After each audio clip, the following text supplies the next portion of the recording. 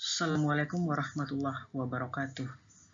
Pada kesempatan ini kita akan belajar tentang radioaktivitas. Radioaktivitas sering disebut juga dengan peluruhan radioaktif, yaitu peristiwa terurainya beberapa inti atom secara spontan. Nah, ketika sebuah atom terurai, itu disertai dengan pemancaran partikel radioaktif seperti alfa, beta, gamma, neutron, proton, dan sebagainya. Nah, kenapa sebuah atom meluru? Karena ada beberapa atom di alam yang tidak stabil. Supaya dia stabil, maka atom tersebut meluru. Pada saat atom itu meluru, maka dia akan berkurang. Nah, makin lama dia akan berkurang dan pengurangan jumlah atom tersebut itu memenuhi grafik eksponensial. Sehingga persamaannya kita lihat dari grafik ini akan terlihat bahwa jumlah zat yang tersisa sebesar N itu eksponensial terhadap jumlah zat awalnya yang disebut dengan 0. Nah, persamaan ini akan lebih mudah jika kita menggunakan N sama dengan N0 kali 1/2 pangkat T per T. Artinya, persamaan N sama dengan N0 E pangkat lambda T itu sama dengan N sama dengan N0 kali 1/2 pangkat T per T. Nah, kita perhatikan variabelnya melalui grafik di samping. Pada grafik terlihat jumlah zat mula-mula 100, kemudian perhatikan koordinat 50 dengan 10. Artinya, untuk mencapai 50, karena zat ini meluru, dari 100 menjadi 50, artinya untuk menuju setengahnya itu dibutuhkan waktu 10 hari. 10 hari disebut dengan waktu paruh. Artinya waktu yang digunakan untuk mencapai jumlah setengah dari semula, simbolnya T. Apa bedanya dengan T kecil? T kecil adalah waktu peluruhan secara umum, seperti itu. Selanjutnya perhatikan contoh soal berikut. Nomor 1, waktu paruh natrium adalah 15 hari. Waktu yang diperlukan supaya 75% senyawa yang mengandung nuklida ini meluruh adalah berapa? Nah, perhatikan pertanyaan. Waktu paruhnya 15 hari. Kemudian dia sudah meluruh 75%.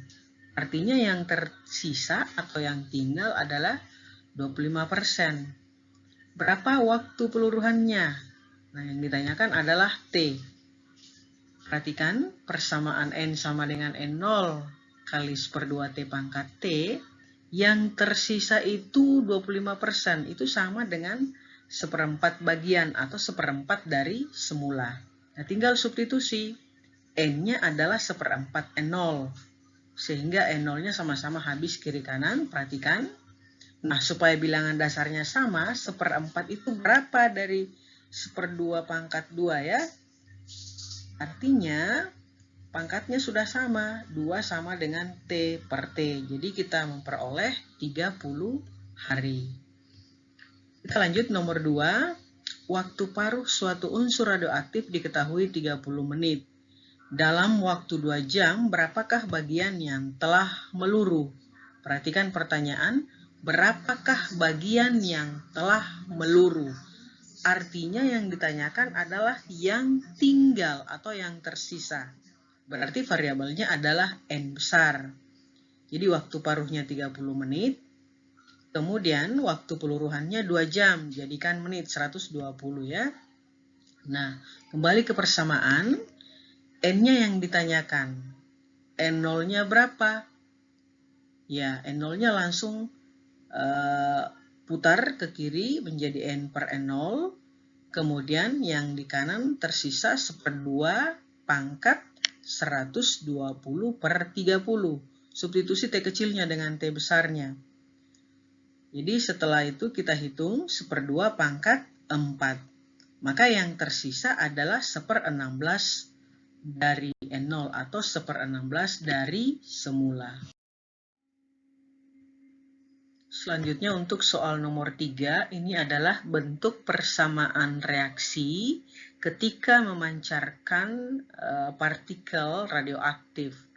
Nah, kita lihat persamaan reaksi yang pertama, nitrogen ditambah dengan helium menghasilkan hidrogen atau proton dengan P. Nah, yang ditanyakan berapa nomor massa dan nomor atom dari P, Q, dan R. Kita lihat untuk reaksi pertama, perhatikan jumlah massa atom dan nomor atom sebelum reaksi.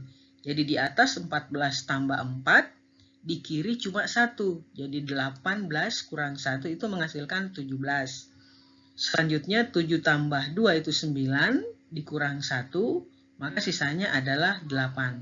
Seperti itu seterusnya. Jadi sama prinsipnya di kimia, persamaan reaksi. Jadi jumlah atom dan jumlah nomor atom itu kiri dan kanan harus sama ya. Nah, yang menjadi catatan yang perlu diperhatikan, paling tidak kita bisa ingat partikel radioaktif yang dipancarkan ketika sebuah zat atau atom itu meluruh. Jadi harus diingat misalnya proton itu 1, itu sama dengan hidrogen ya. Kemudian elektron itu simbolnya sama dengan beta minus. Jadi -1, 0. Jadi dia tidak bermuatan. Kemudian nomor atomnya -1 atau elektronnya. Neutron itu 01. Jadi diingat jumlah massanya 1. Kemudian nomor atomnya 0. Positron itu sebaliknya dari elektron. Itu disebut juga dengan beta plus. Plus 1, 0. Kalau elektron itu -1, 0. Deuteron itu isotop dari hidrogen.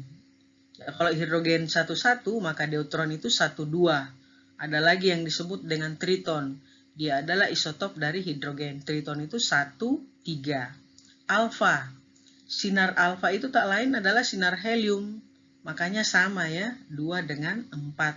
Sinar beta, itu tadi sinar beta. Sinar beta itu sama dengan elektron, -1, 0. Nah, yang terakhir adalah sinar gamma. Sinar gamma itu tidak bermassa dan tidak bermuatan. Maka simbolnya adalah 00. Saya kira itu pembelajaran kita hari ini. Sekian. Assalamualaikum warahmatullahi wabarakatuh.